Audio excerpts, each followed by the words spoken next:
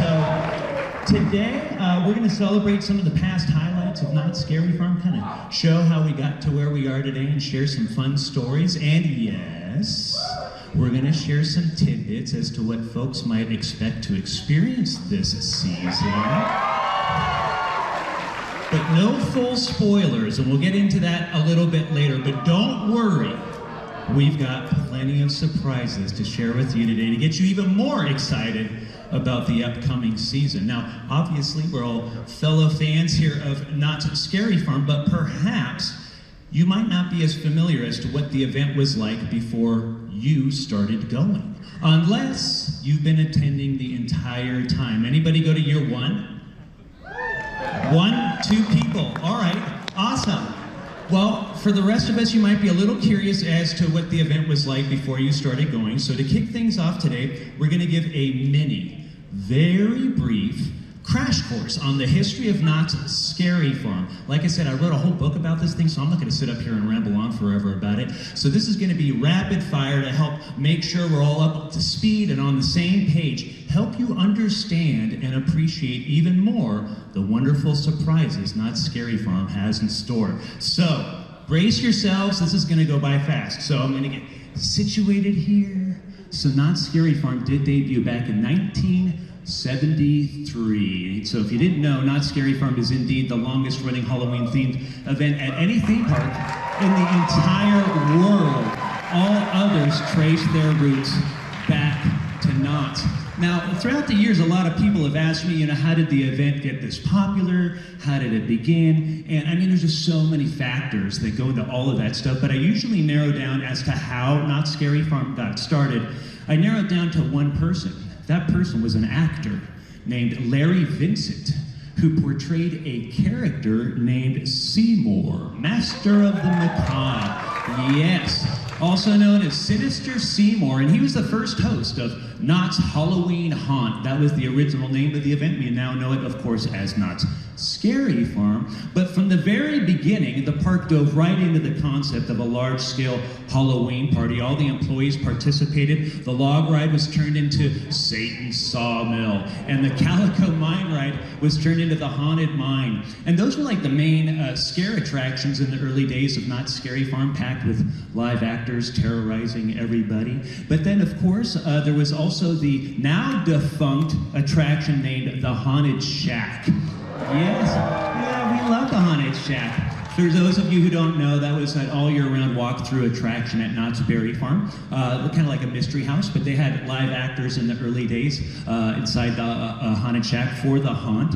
And then, of course, the first scare zone monsters on the planet were the Ghost Town Street Monsters.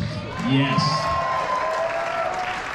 They were the Wild West stunt show personnel dressed as monsters to roam the streets and engage the guests. And, in addition to that, they had these sideshows that lined the streets of Ghost Town, Fiesta Village, and the Roaring Twenties, which is where the boardwalk is nowadays. And these were like carnival sideshows and illusions, and they repurposed things like the stunt show and the Medicine Man show, all kinds of live entertainment like bands and dancing and magicians. I mean, the event was covered with live entertainment. Every single store and employee participated and dressed up, from food services to merchandise to ticketing, ride operators, ushers, on and on and on. And within the buildings of Ghost Town, well, they were turned into the startling peek-ins with eerie lighting and sound effects and masks on the mannequins. And outside those buildings, well, the park decor was just off the hook. Ghost Town was shrouded with scare cloth, more eerie lighting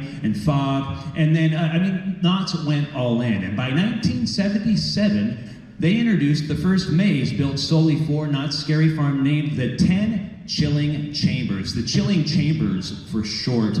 And by the way, that was designed by a person named Rick Campbell, who was the same person who designed the entire Roaring Twenties area of Knott's Berry Farm. So this was a big production. And that maze set a new standard for the event, because every single Knott's Scary Farm maze that came after can trace its roots back to the Chilling Chambers. And after Seymour hosted the first 2 haunts, other hosts got involved, people like Wolfman Jack, Weird Al Yankovic, and the longest running host in Knott's Scary Farm's history, Elvira, Mistress of the Dark. Yes, we love Elvira.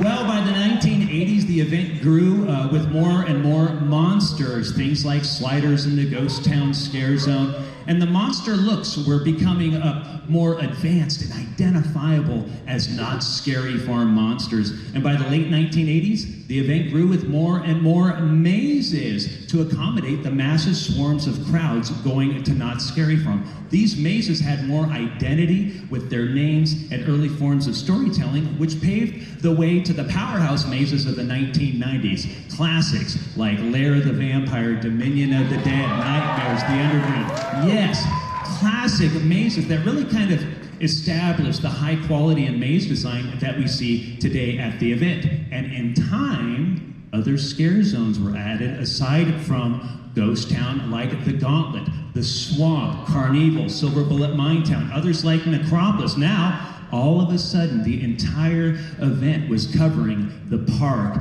to make way for groundbreaking mazes like the Carnival of Carnivorous Clowns in 3D, to classics like the Asylum, 13 Acts Murder Manor, Doll Factory, Trick or Treat, on and on and on. So many of these amazing mazes that really kind of raised the production value of these different attractions. And soon, interactivity was added with attractions like Trapped and the Skeleton Key Rooms.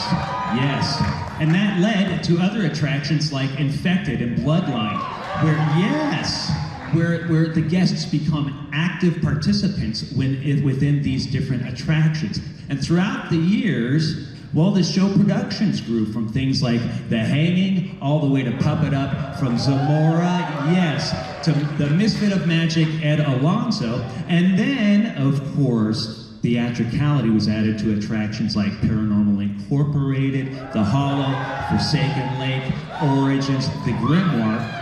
And that, my dear friends, in a nutshell, brings us up to date. Yay.